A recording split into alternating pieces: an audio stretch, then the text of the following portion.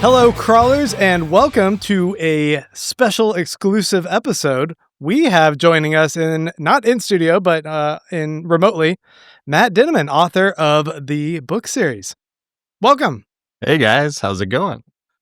We are very excited for you to join us. Maybe a little bit intimidated. Maybe at least I'm a little bit intimidated. I think I'm intimidated. No, I think he is the most intimidated. I'm just going to look over here the whole time at my computer and let them ask questions if that's cool. But we do want to say to all of you who are tuning in either for the first time or have been watching along with us that we have just completed up through book 4, The Gate of the Feral Gods, in our ongoing review and discussion of the series. And so anything up till that point is fair game for us to discuss. We would say that if you are fresh to the series, maybe you wait a couple weeks until you've read all the way up through there before you listen to this interview, just in case we do get into a little bit of spoiler territory.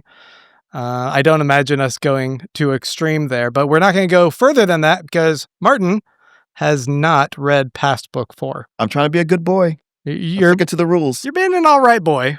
All right. And I think that's about it. Matt, thank you so much once again for joining us. And I think my first question that I've been dying to ask you is, what is a Forsaken Aerialist? What is a Forsaken Aerialist? That's Prepotente's original class. It is bugging me. I'm like, what do you mean by it? I've read some theories. I suspect eventually we'll get a definitive answer, but I think the nature of what he's been doing explains it. I think it's all in the book already. So book 4, the end of book 4, he and Miriam Dom defeat the turkey, which is mostly off screen. But they do it in a way that involves debuffs and air-based attacks. And that's it's aerial as in air-based stuff? Well, possibly. I don't know. Okay, I just make this up as I go along. You're making me think. You keep your secrets. We're actually going to move from this episode to talking about book 5. And there's a part where you go into him moving from being a Forsaken Aerialist to a new class. And I was like, what is a Forsaken Aerialist? And I was spending a bit of time there. So that was just fresh on the mind.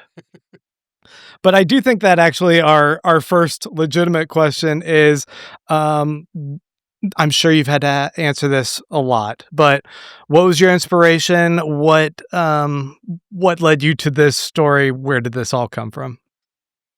So I've been writing my whole life. Ever since I was a little kid, I wanted to be a writer. I've said this a lot, but I used to write a lot of fan fiction when I was a kid, mostly Transformers and G.I. Joe. I'm serious. And that's how I wanted, how I learned this, how to be a writer at a young age. And I wasn't very good at it, like most people are when they first start. But I kept at it, and it's just something that's been a part of my life for as long as I can remember.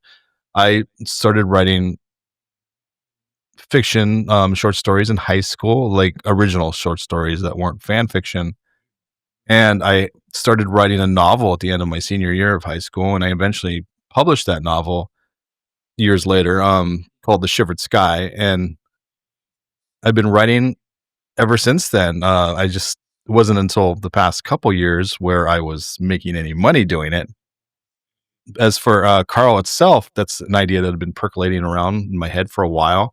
I was writing another series called Dominion of Blades, which I will finish. But I wanted to take a short break from it, and I wanted to write just a simple, straightforward story with not very many twists and turns, just about a guy and a cat trying to survive the end of the world. And then when I actually sat down and started writing it, I realized, well, this story, it's just flowing pretty well. And then I met this guy that just popped up on the screen. Yeah, speaking of twists and turns, we have Jeff Hayes, the audiobook Sorry, guys. for the series. That's all good. Double booked myself, idiot. So Annie Annie Ellicott is here in town, and she's playing a show right now.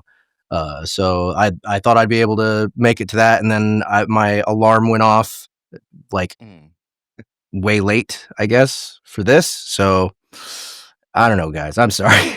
No, you're here now. That's all that counts. So you skipped Annie's show for this? Well, I mean, hopefully it'll still be going when I'm done here. We'll see. We're looking at a tight 5-minute interview, so you can, we'll get you out of here. You should have just brought your camera to the show. We could have done it. That was a good idea. You know what? Because then we could have just shown her. You're like, shut up, everyone. We got. Well, Matt, you did a great job of keeping this a nice, clean, simple story. It's not complex at all. It's no not, twists, no twists. Yeah, I just kept up. My brain is still somewhere in the iron tangle while you're saying that. Like, like a simple thing with like 8,000 colored lines and fucking. Yeah. No, I know more about trains than I ever have wanted to know. I haven't. You're gonna know more of it. Oh yeah, we didn't tell you books 5, 6, and 7 are all about trains. All about trains. All trains. That tracks. No pun intended. Book 8, they have to rebuild a train steam engine, and it goes into the minutia. Matt, I have a question. Sure. Before these guys pulled me in on Dungeon Crawler Carl, I read and was a huge fan of Kaiju. Kaiju Battlefield Surgeon. Yes.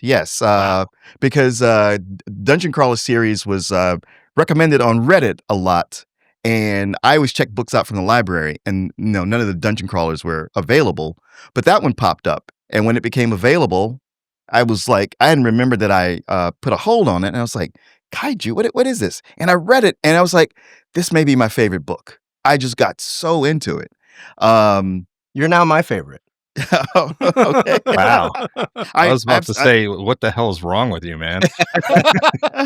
Yeah, I had to nope out of that like halfway through. I that's what's so funny that you were like, I couldn't deal with it. And I was like, this book is amazing. I was already in a dark place, and I was like, jaunty read about some kaiju battlefield surgeon, and then no. Well, it has its up moments when people aren't getting their penises shredded. No, I get it, but I didn't have any up. I didn't have any up moments. Oh my god, I'll be right back. Oh, you drove away Jeff. But my question is, what was the journey going from that to Carl? A lot of people don't believe me when I say this, but I think Carl is darker than Kaiju Battlefield Surgeon. The tone of Kaiju Battlefield Surgeon is darker. It's written in a darker way, and it's a pretty intense look at the psyche of a dude who is dealing with the death of a child, and that's not fun. But the apocalypse that's happening is just him and his life. There you go. Oh boy. Yeah, I have that shirt as well. They just love it, at the coffee shop. Actually, there's a true story. I'm going to go on a super quick tangent. I do have a shirt that I wear every once in a while called the Society for the Eradication of Cocker Spaniels, and I did get yelled at by a little old lady once wearing it, so that's pretty funny. But anyway, the story for Carl is everybody's going through this horrific thing, and the tone of the story is a lot lighter and funnier to everybody except Carl, the main point of view character. He's taking everything that's happening deadly serious. And so as a result, the readers aren't, they don't consider it as dark of a book as Kaiju Battlefield Surgeon is. But in the end, I feel as if they're pretty similar stories in terms of how awful it is for the main character. It's just that Kaiju deals more with physical pain, and the whole story is about how there's no physical pain that can beat the pain he's already overcome. And in Carl's story, it's about, rising up and defeating something that seems impossible. Yes, because they often get in scenarios that seem impossible, and I feel like, man, he's really written himself into a corner this time. But there's a way out of it, and it's always, I don't know. It's what do you get? Exultant to go, oh wow, he did figure a way out. but then there's the next thing that's coming up. It's like, okay, now this one's really impossible. And then he does it again. Yeah, half the time I find myself rooting for the writer Yeah. to just figure it out. Uh-huh. It's like, yeah, you put yourself here, figure it out, and then you do it. And I'm like, yay! Yeah. And that's how I write. I'm a pantser. I don't plan this stuff out. I make it all up as I go along. And I deliberately write myself in the corners, and I allow my Patreon to vote for some things that happen. And a lot of times they'll pick things that I wasn't expecting. You would think it would be obvious which ones they pick each time, and it's not. It's always like the second one. And every single time we put ourselves in corners that how are they going to get out of this? I don't even know as the author. So I spend time coming up with answers over and over and over again until I find something that I believe is the only possible answer. And my job is to make the reader think to be surprised, but at the same time have them say, this is the only way it could have possibly gone. Yeah.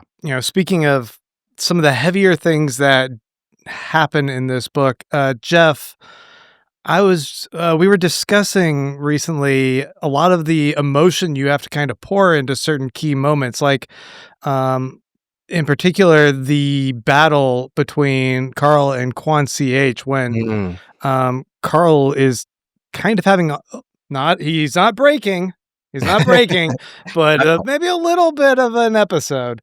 Yeah. And I guess I was wondering, like, you have to kind of find a little bit of that mentality to some extent as you're expressing this. Do you find yourself getting a little bit sucked into the world of what Carl's going through there? Absolutely. Do you have to take breaks? I don't have to take breaks because it is in novel form. It's not like I'm in there with him in real time. But yeah, I mean. Sure, but Christian Bale, he gets all worked up, Yeah. Yeah. The thing is, Jeff's gonna lose 45 pounds for the next book. I wouldn't be surprised. Yeah. But yeah, I gotta put myself down there with him, Yeah. and luckily for me, I feel like Carl has a lot of the same moral character that I do. Mm-hmm. It feels like a good fit. I like Carl a lot, I'd follow him in the dungeon, right? He's a top tenor. It seems like a good call. Yeah, but aside from the power, right? Like in that kind of situation, what else do you have to hold on to besides your morals if you're doing more than just surviving? If you're actually living. Right. Yeah. I mean, and so I think that's what Carl represents. It's like in the face of this mammoth, this titanic, amoral entity that pushes him around on a board, basically on a board game. All he's got is his strong sense of right and wrong, I think, and that's all he has to go by. Because otherwise you become all the villains that we encounter through the whole story, right? All these people who, okay, in order to survive, I guess I gotta make my daughter wear this serial killer ring, So it's, I think it's easy for me to get into his head because of that. yeah, And it seems so, like that Quan CH scene, yeah, that took some energy. That took something out of me, and it reminded me of other people, other people that I've encountered, right? Like Quan CH is a real dude that all of us know. Also, when he was auditioning for the role, he sent me like 20 pictures of his feet. So how did you deal with that emotional baggage, Matt, when you saw the feed? Oh, I mean, that's part of the right. Yeah. How many feet pictures have you received? No, the true answer is I've gotten a couple, and it's disturbing every time because I get jump scared every time I open up my messages. I'm like, what the fuck? Okay, well, how many more do you want? Because his iCloud is full. I have a question for both of you guys. Do either of you have pets? I have a lot of pets. I have 4 dogs, 3 cats, Tina, who's a turtle, and lots of fish. And I've had pets my whole life. And I used to travel to pet shows, dog shows and cat shows specifically. As an artist, that's what I did. I design art. To this day, you can Google my name, Matt Dinniman Art, and you can see kind of the stuff I did. But I would have an Artist Alley style booth, and so I was immersed in that world, in that crazy world. But I've always had animals, and I always will. I'm gonna go check your art real quick. What about you, Jeff? I've had a dog my entire life up until about 2020. My latest dog, when she passed, it was like a big deal for me, and I couldn't bring myself to get another dog for a while. I like moved out of my house and like moved into a new house. I mean, I've been planning to do that anyway, but that was like okay, yeah, I gotta go now. I lost my dog in 2020 also. And then I started to, because it was all COVID, I started trauma adopting feral cats. No. Yeah, I have 4 of them now. Okay. Yeah. And you have like 3 more on your porch and a couple of possum. I take care of the ones outside. Yeah. So, but now my girlfriend moved in and she's got a couple dogs. So I'm back into having a dog in my house right now, having dogs in my house, and eventually, I think I'll emotionally adopt them.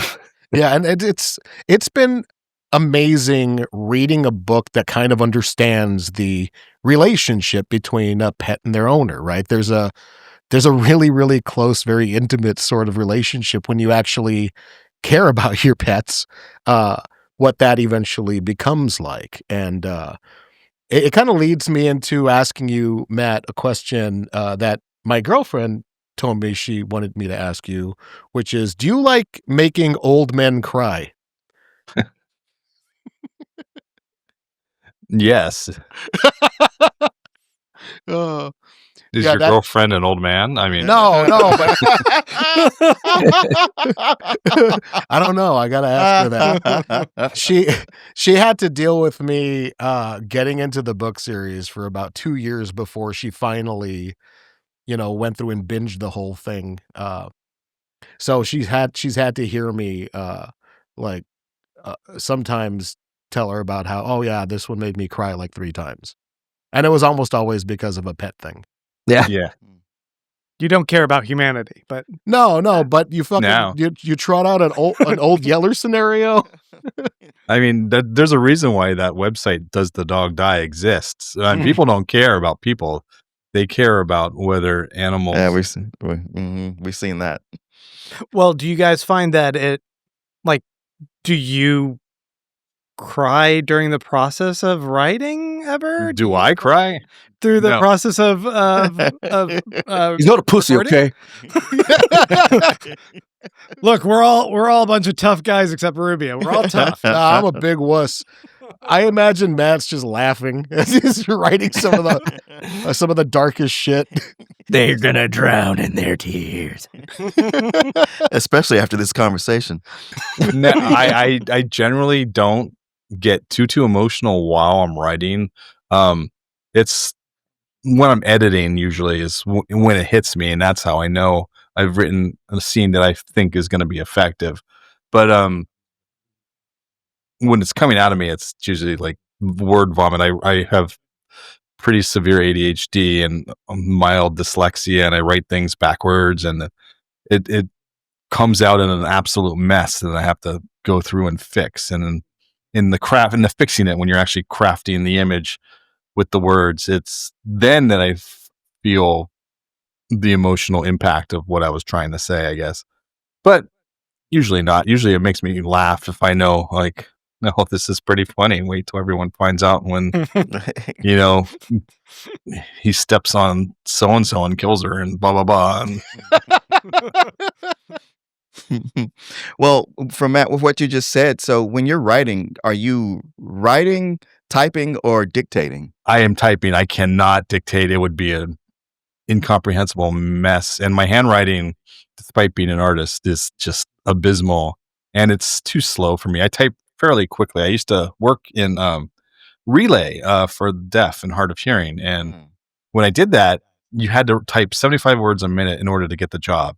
And I tested at 72 words a minute. And then after some training, I started getting faster and faster. And when I am full in, I type well over 100 words per minute, and I just go and go and go when I'm writing.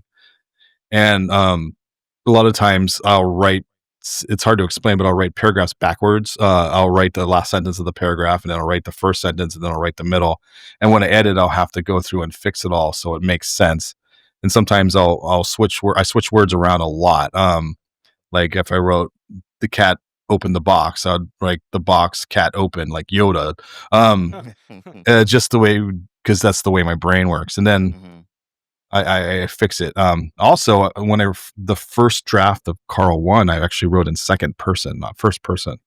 And that's not something I would ever want to publish, but it kind of lent itself to I think the tone and the voice of the book, and forcing myself to fix it and change it back to first person is what gives it that particular flavor. And I've kept that flavor throughout the entire series. Ooh, that reminds me, because there's a scene, I want to say, was it in book 1 or 2, where Carl says he's talking about some sequence event, but then he goes, but you don't want to know about that. He suddenly addresses a you. And in that case, it also happens in the very, very beginning. He addresses the readers directly, and that's deliberate. Okay. So I'm just kind of curious what that is, but yeah, I'll leave it be. What are you doing? I'll leave it be. I'll find out eventually. I'll leave it be. We have a question from one of our patrons. Alana Brockhouse asked, since you're talking about your Pantser process, how does that work with how much backstory you give characters when you're introducing them? Well, I keep very, very careful track of everything I've written. If I didn't do that, I wouldn't be able to write anymore. So a lot of times I don't know where I'm going to do with a scene, and then I will look at like where they've been. There are a lot of times if I introduce a character and I know that character might become important, I'll write a short story based on them. I've said this before. I have an entire short story I wrote about Louis. And I don't know if I'm going to ever give that entire story out into the book as a whole. I may or may not, but one of my strategies for creating characters is if the character has a name, I always know two things: what they're the most afraid of and what they want the most in the world. And sometimes it's the same thing, sometimes it's not, and a lot of times it has nothing to do with the scene at hand. But when you know that about a character, it's a good writing tip. It helps shape their personality. Like they're afraid that people will laugh at them, and all they want in the world is to feel safe, with money or something. And when you know that about a person, even in their, like, whether the scene is them shopping or the scene is them fighting for their lives, it kind of helps shape the person that they become. So it helps create distinct characters each time, I feel. I actually have a question for Jeff, and I know you guys are friends and you guys talk. Have you ever had any suggestions for like story suggestions for Matt? And if so, have they ever made it into the book? He's asked my opinion. I could think of a couple things that I suggested. Yeah, like out of the blue. I mean, okay, how far have you guys listened? You missed the very beginning. We're talking up through the first 4 books. Okay. So the end credits. That like when we first started doing that, was it the first book or the second book that we started asking you to write stuff? The second book. The second book. So yeah, I mean, we wanted to, we were already in the process of like, we had just launched our platform, right? So we were doing stuff like advertising that, because we also wanted to do like a cinematic version of Dungeon Crawler Carl. I mean, that was sort of like a seed a long time ago, because at that point in my career, I was just starting to get a good taste of cinematic audio or audio drama. And we knew we wanted to make something more special out of Dungeon Crawler Carl, but we didn't want it on Audible. Oh, okay. right? Because number one, it would have taken forever. Mhm. Number two, the royalties are like they're audiobook royalties, and we didn't know how well it was going to do. So we were basically just like, okay, let's just do single narrator for now. But like tease maybe something more produced and interesting is going to come later. And so that's why we started doing the end credit stuff. But then like, I think when we had Matt do the second one, which I don't even remember how the end credits for the second one went. But I was like, man, Matt's great at this. Let's take advantage. Yeah. So, started asking him at the end of each book, and book 3 was such a slam dunk. That ending with the what is it? The Earth Beautiful. Earth Beautiful, yeah, and Carl narrating about narrators.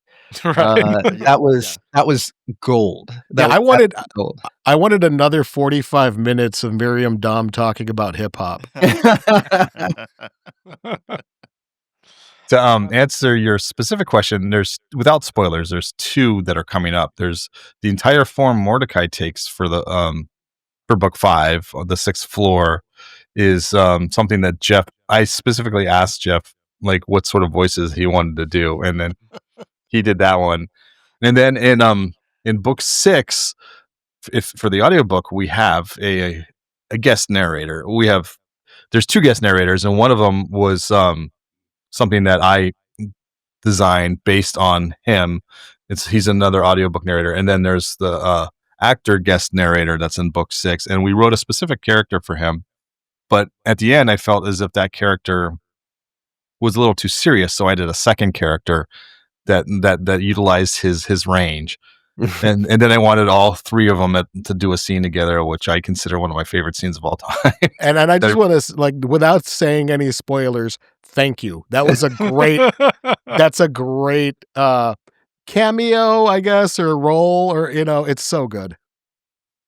Well, moving off of that, I wanted to ask both of you if, considering we're talking about just the first 4 books, if there's a particular scene that is your favorite, whether it was what you got to perform there or what you got to write, like a sequence that you really enjoyed from the first 4 books. Because I know we've talked about some key ones for us, particularly the train sequence with Hecla. We all were just like jaws on the floor, but there's just a number of them. Yeah, I think that's the first time where I was listening to an audiobook that I physically stood up out of my chair. Yeah. Like, I physically got up and went, what? And I'm like 50. I'm a 50-year-old man. He threw his back out even. Yeah, before I sat down, I went and got some prunes. For me, it's the Benjamin scene.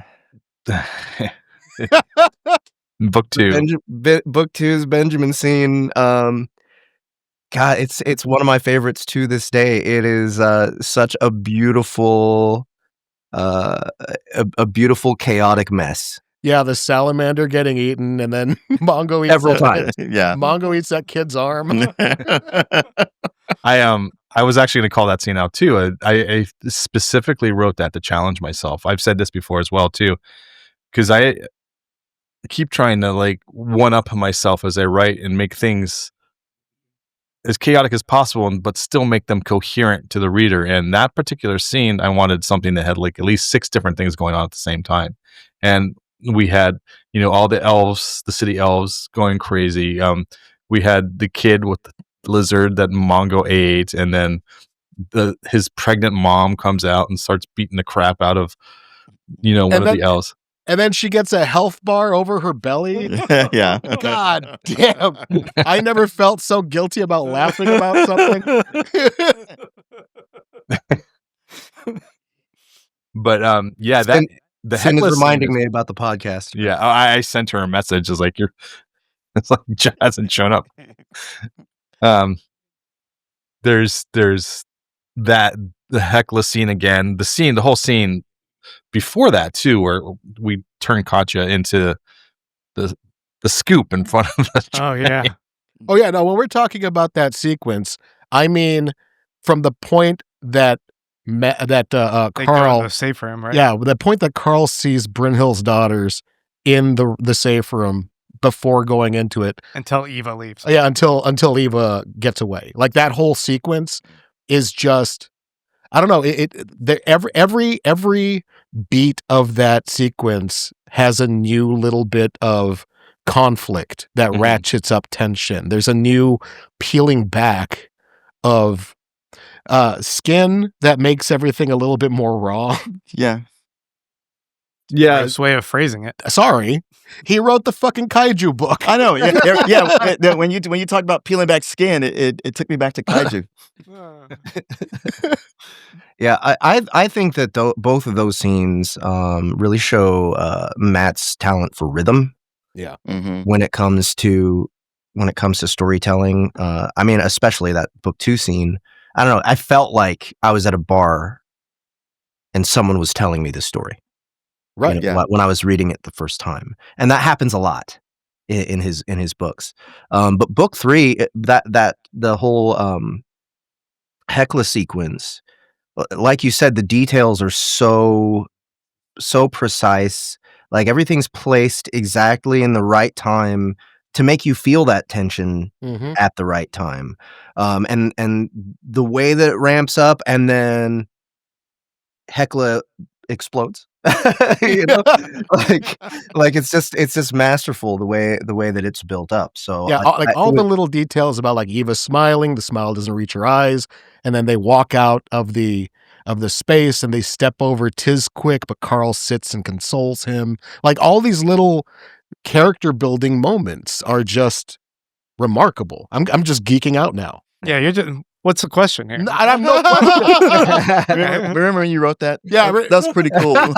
Just Chris Farley show here. Yeah, Okay, remember that part? Jeff, I have a question for you. I wasn't there when these guys interviewed you, so forgive me if it was asked before. But what was your acting training, and what is your method for capturing so many British accents from different regions of the country? Well, I was in a high school play once. That's it? Are you going to do more acting? Because you're really good. I don't know. It's I have a lot to do. And this guy would just stop writing. Give you a little bit of a break. Yeah, well, I would probably do it if the right thing like came up in front of me, but I'm not going to pursue it. There's just too much to do here. I have too many responsibilities, and I like it here. I love doing what I do. Even though I kind of drive myself crazy with it, it's worth it. It's for a cause, it feels. But yeah, I mean, I didn't really have formal acting training. I think there was also one high school acting class that I took that I didn't feel was very particularly insightful anyway. But I think it's just practice from audiobooks. I started narrating in 2013. And, when you first start narrating, you have to absolutely fill your schedule as fast as possible so that you have as much work to cut your teeth on as you can possibly get. And just to keep alive, just to stay afloat, because when you're a complete noob at something, you get the lowest rates possible, and you have to work really hard through lots and lots of auditions that fail. Yeah. And so that really dilutes your hourly wage there. So it's just hard work and practice is what got me to. I think Dungeon Crawler Carl came along right when I was ripe for it, I guess. Well, I've just never heard a narrator who can do so many different distinct voices. Like it's amazing to me how you're able to keep those all in your head. And I wonder about the process of, do you get the book, you read it and start making notes right away? No. Or you save a database so so back to what everybody sounds like? Okay, so if you can imagine, while I'm reading a book, I'm like backstage. I'm like in a dressing room, Mm-hmm. right? And all of my actors are behind me, right? And I'm reading, and it's almost like a table read, Uh-huh. right? Where I'm like, okay, who's this character? I kind of read them for a second, get some traits, and I'm like, hey, you, get over here. And then this actor's here to play this part. What? This is my pre-read, Okay. right? And then they didn't work. How about you? And then they come in, and I'm like, yeah, you're the right guy. And I just keep going. But this is all in my head. This is all just how I keep track of it. This is how I visualize it. And I just remember, because then while I'm reading, I imprint that actor's voice into the character as I'm reading for the first time. And so, yeah, that's basically how my process is now. Yeah, it's amazing. How many British people can you do?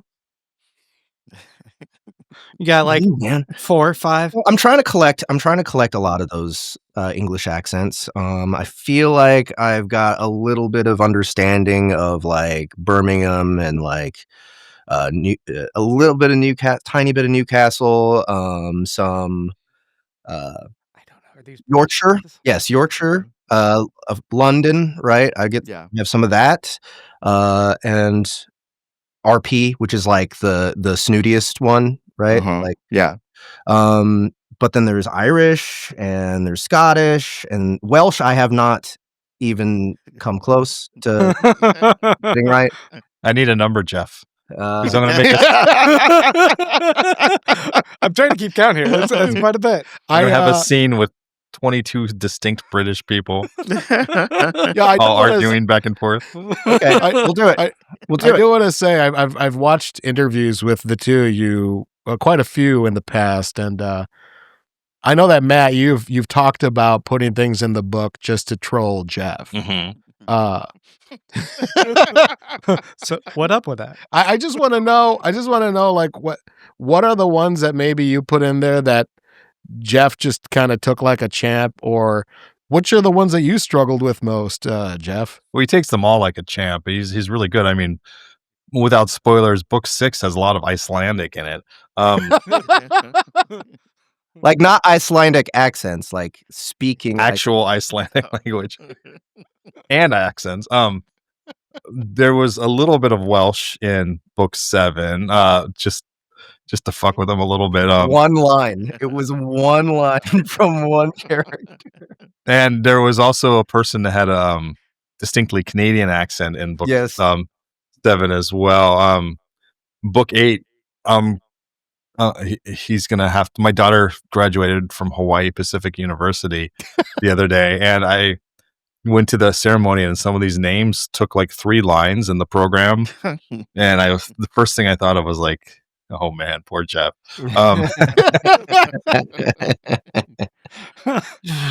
Oh shit! Yeah, I'm looking forward to it. So yeah, I do mess with him quite a bit, but he always does. I mean, he'll answer what's been the most challenging, but he always does it really well, and he does his research. He narrates live on his Discord, and he'll ask people, and people, if they don't know, they'll bring their friends in. I've seen it happen where that's how it worked with Icelandic. Yeah. I actually got like one of the fans recorded all the lines and sent them to me on Discord, and so I was just able to replay them over and over and practice. That's awesome. Yeah. It's dedication. Matt, I've been thinking about the growth of this franchise. We're all a little bit active in like Reddit and seeing like the fandom kind of growing there, and I was the idea that like I'm gonna read this so I phrase it a little bit better than just rambling it.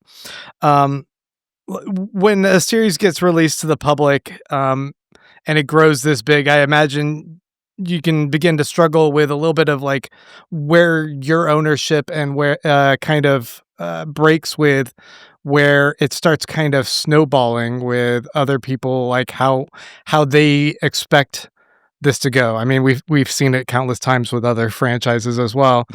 And where other people start kind of telling you where they want characters to go or the story to go. And I'm just kind of wondering like how you're handling that and what your thoughts are there.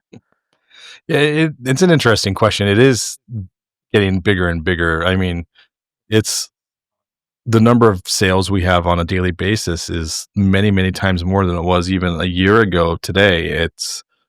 It's with the audiobooks plus the hardcover release in stores and people on TikTok finally discovering it's really exploded. And as a result of that, the demographics that I'm used to, which are, mostly the lit RPG fans, have expanded enormously. And the more and more people who read it, the more and more people who read it and don't like it. And I hear that, I get to hear that all the time. I mean, one day there was this new podcast that popped up that was all about Dungeon Crawler Carl, and there was a guy on it who said on the first episode he didn't like the book. You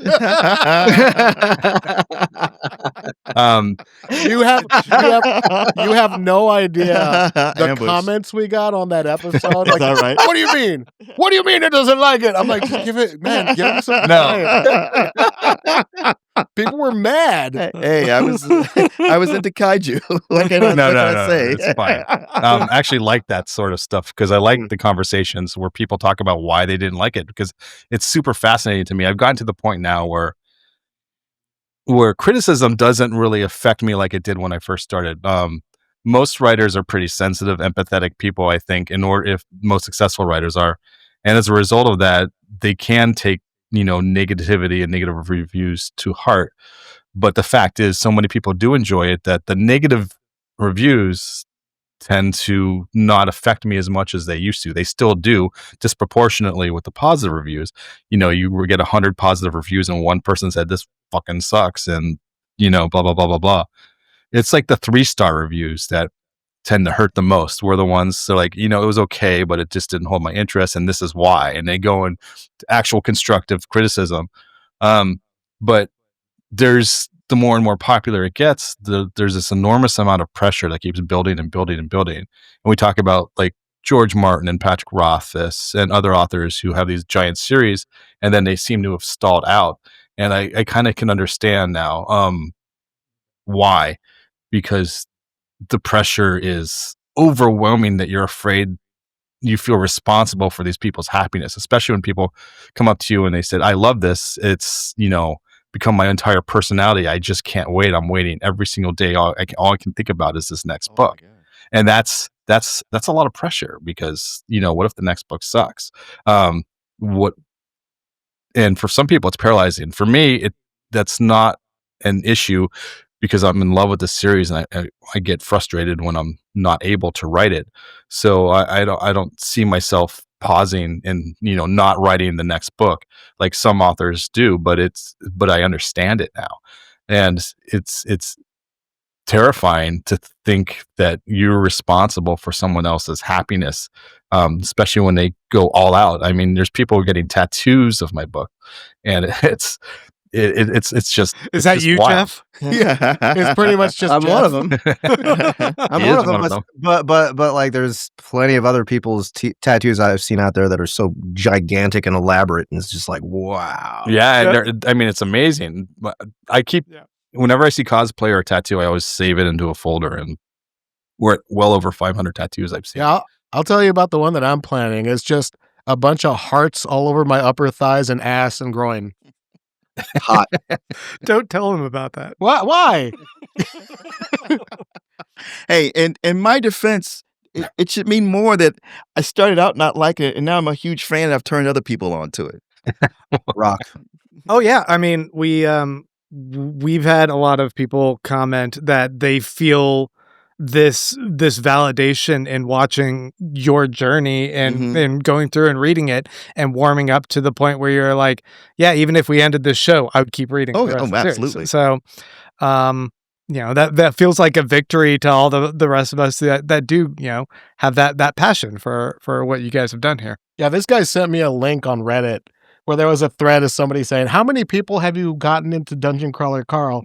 And he sent me this link because he knows that I've at that time. I think it was like someone said 5, and I was like, Rubio, you can win this. Yeah, at that time it was. I personally bought the book, whether in audio or in print, for like 14 people, and I'm unemployed. You're a weirdo zealot. I don't have any money, but I'm like buying people the book and shit. And I think now there's like 3 more since then.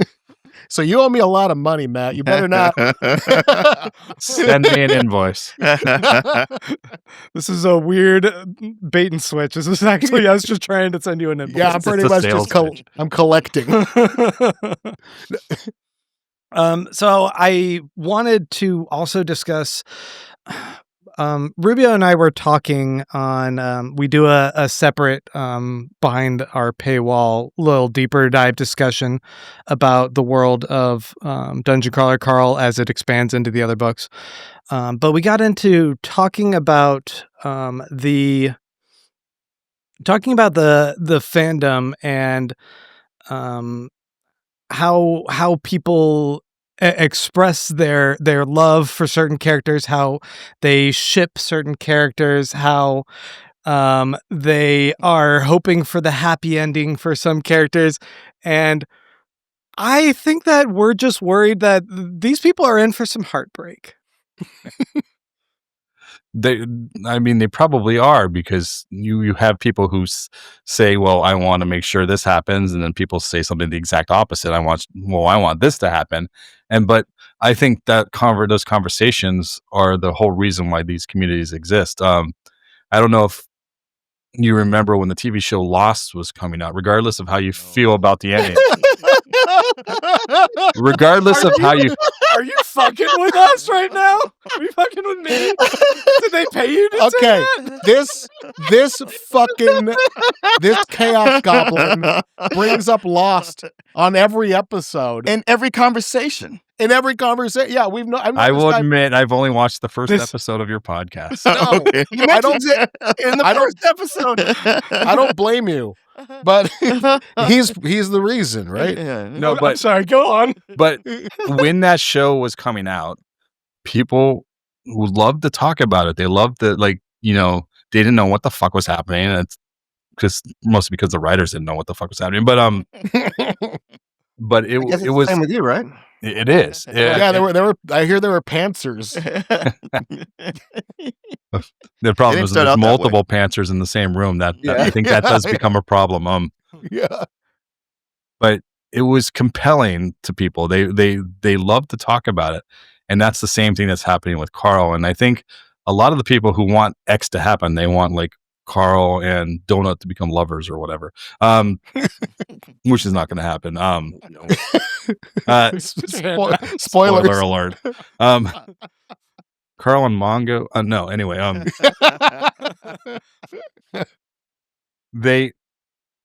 When it doesn't go the way they want, doesn't necessarily mean it's a bad thing. It's as long as it's done properly, and that's my job, and hopefully I can pull it off.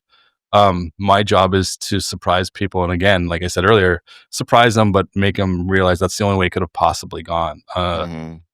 That's something similar to that happened recently at the end of book 7, and how people reacted to that. I think for me, it was a good reaction. A lot of people didn't expect what happened with this particular character. That's not Carl and Donut, but for the most part, the majority of people were happy with the solution to the issue.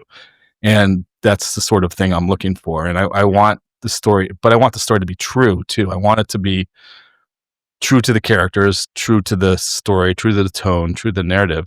And when people want things, a lot of times they want stuff that's just simply not going to happen. They want it to turn into a romance and have a slow burn storyline where Carl and somebody else have a relationship, and that's probably not going to happen. They want, to be happily ever after for everybody, and that's probably not going to happen also. So we'll see what happens. I want them to, for Carl and Donut to get the new class of Nodling and become melded and cat dog. no, they can be cronut. Cronut.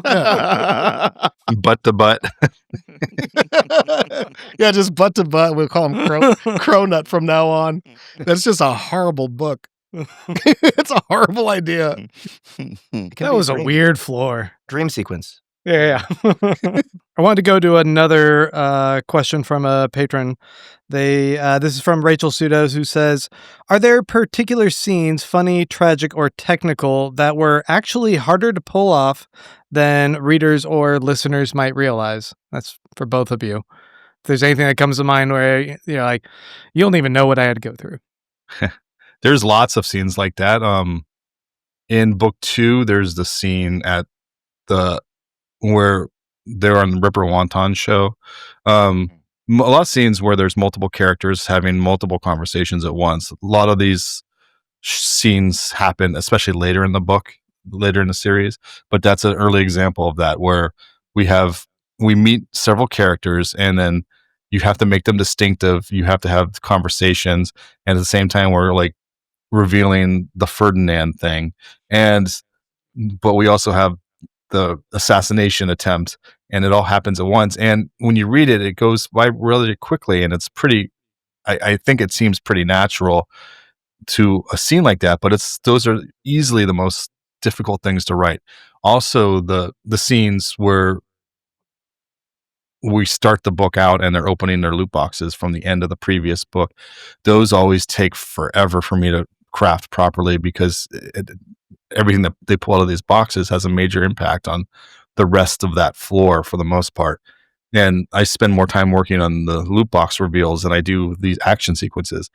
When I write the book, 75 to 80% of my writing time is the first part of the book, and then the end of it, the climax, usually goes by very, very, very quickly for me. I write it all in, just days. This Inevitable Ruin, without spoilers, is 270,000 words. That's a very long book.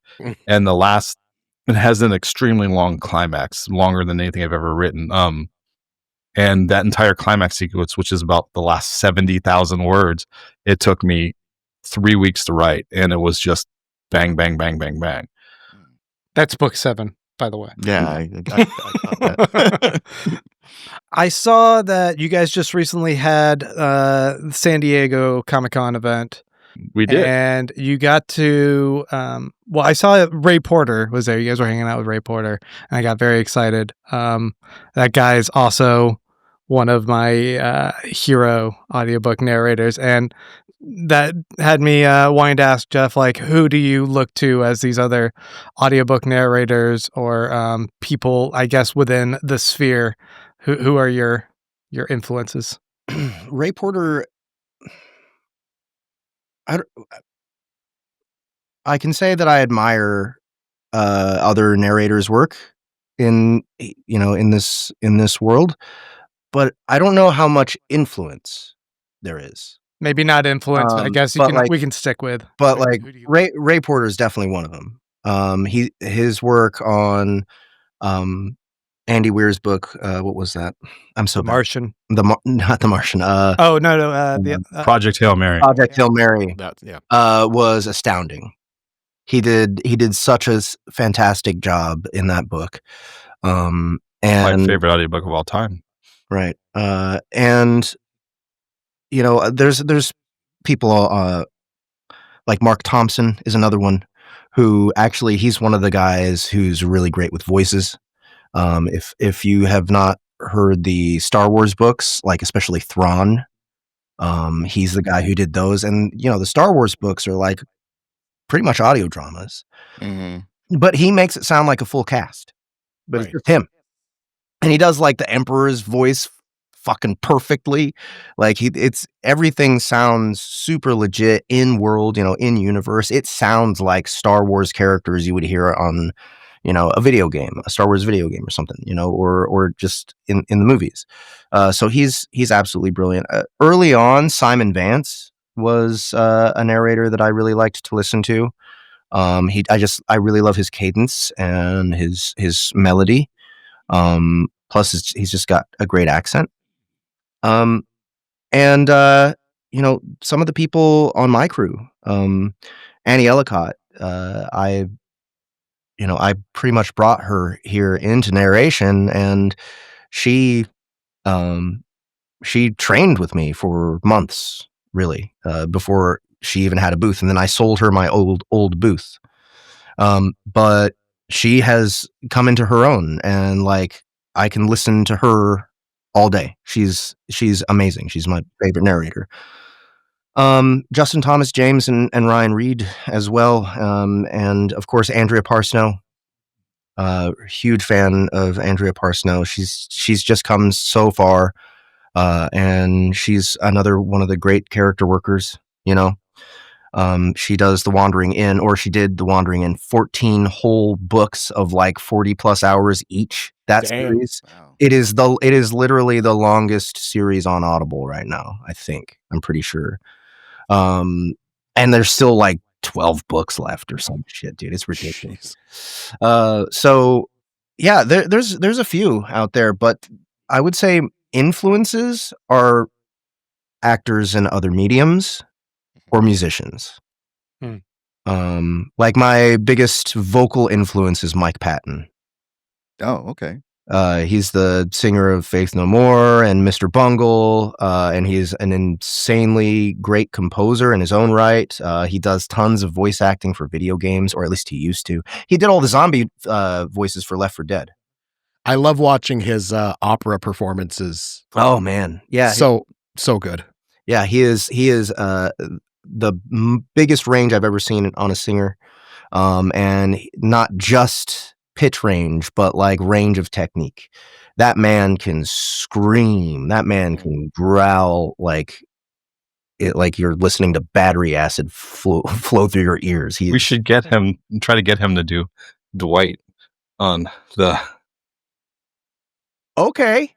Yeah, I'll try. Yeah, that's a great idea. Yes, I'm doing it. I'm going to call him up. Okay. I'm going to try and make that happen. You don't know who Dwight is. He's one of my favorite characters I've ever written. Book it. Okay.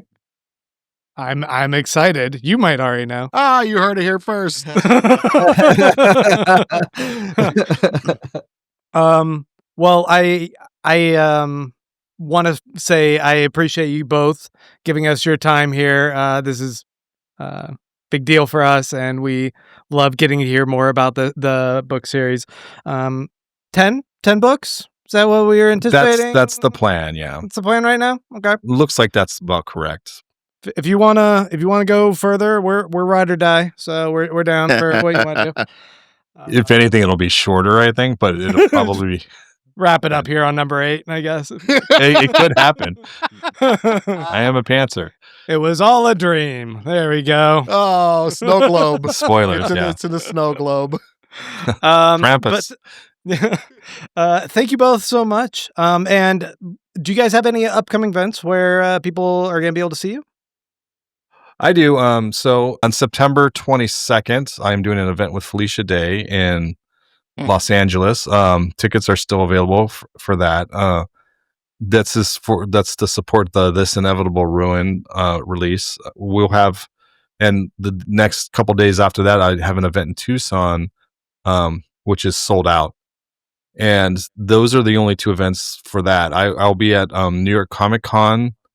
I have multiple signings and events in that. I'll be at Dragonsteel, which is in Brandon Sanderson's convention, which is in Salt Lake City in December. December 4 through 7, is it? Yeah, something like that. And Jeff will be there with me. I'll be doing an event in Italy. I don't think I'm supposed to announce yet before that. We have the webtoon that comes out every Thursday. It's telling the story of book 1 in webtoon format. If you enjoy the webtoon look and feel, it's great. People seem to really like it. They complain that Carl looks like he's 14, but in webtoon years that he looks like he's like 50. And then next year, when I have a book called Operation Bounce House that comes out in February, and that's a standalone novel. I will be doing a tour for that. And we will, dates are forthcoming, but at least one of those dates, I know Jeff is going to be there because he doesn't have to go far to get there. And then after that, we have kind of a cool, Jeff and I have kind of a cool announcement of some other stuff we'll be doing, but we're not allowed to announce that for a couple days, I don't think. Yep. We'll hold off on releasing this until Well, hey, we'll be the debut. It's fine. let me also get you guys ready for Lit RPG Con 2. Okay. That's happening July 10th through 12th. I don't know if we still have tickets on sale right now. We already sold out of our early bird people returning from last year. We already we sold out of those in I forgot to get tickets. an hour or I two. can't go. Yeah, Matt's not coming. He was too lazy to buy a ticket. But I think you guys should come. I think you guys should come, and you should have a booth. And then you should do like fan interviews and like interviews of like everybody at Soundbooth Booth Theater, and just like have a event day. Wow. You know, I go to a lot of conventions, and I last year earlier this year was the first Lit RPG Con, and I was fully expecting it to suck because I've gone to lots and lots of like first year conventions and they never do well. But this was one of the best run first year conventions I've ever attended, and I was surprised, especially because Jeff was involved. But no, seriously, it was a great time. We had over 1,000 fans of Lit RPG, and it was great to see people who don't normally get to interact with people who share their love for the same thing that they have, and it was a beautiful sight to behold.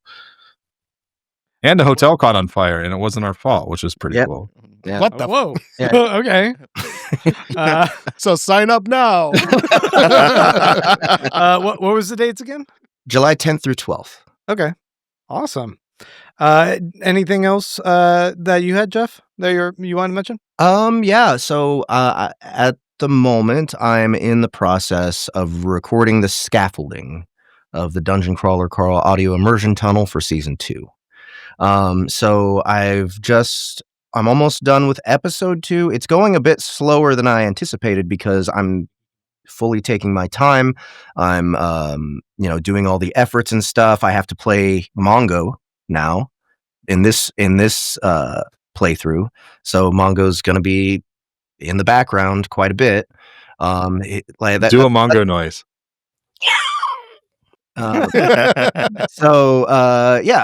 It's really, that's the cool thing that we get to do with audio drama, is kind of give the hint of the presence of other characters that are in the scene, to maintain the atmosphere and to keep that visualization a little bit more rich.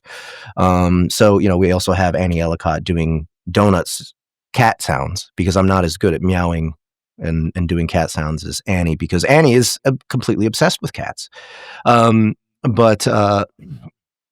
streaming it. I'm streaming it all this week, all next week, every day.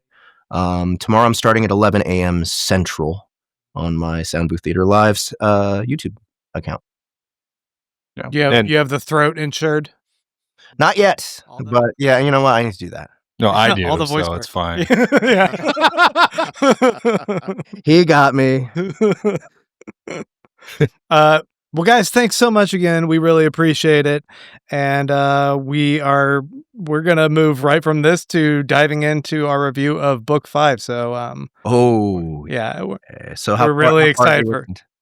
We did up through chapter 9, which is after Zakao. So you met Quasar for the first time, and we met Quasar. Yeah. A lot of great stuff in that. Yeah, I think 5 is the peak, man. 5 is all downhill from here. Wait till we read 8. It's more like. Yeah. It's still. We have yet to see where it's going next. It was like down up. Controversial takes. All right. Thank you guys so much. Thank you to all of you viewers out there. And until next time, get out there and read. Thank you, guys. Thanks. Yeah, thanks, guys.